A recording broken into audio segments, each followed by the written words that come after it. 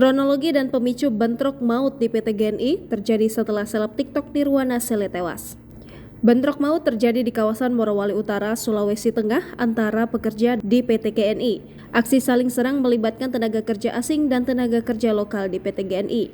Akibat kejadian tersebut, setidaknya 2 orang tewas dalam aksi bentrokan yang terjadi antar pekerja lokal dan tenaga kerja asing Cina di PT GNI di Morowali Utara, Sulawesi Tengah.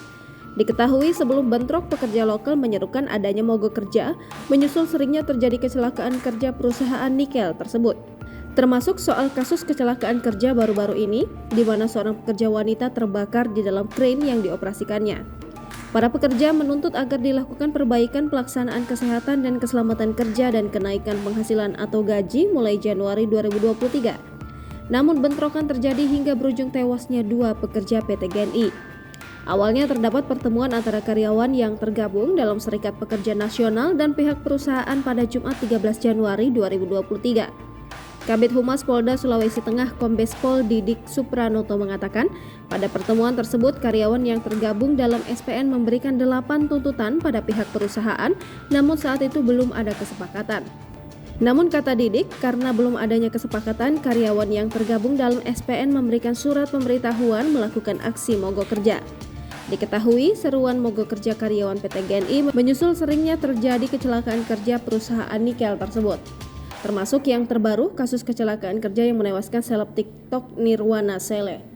Nirwana Sele tewas terbakar di dalam krain yang dioperasikannya.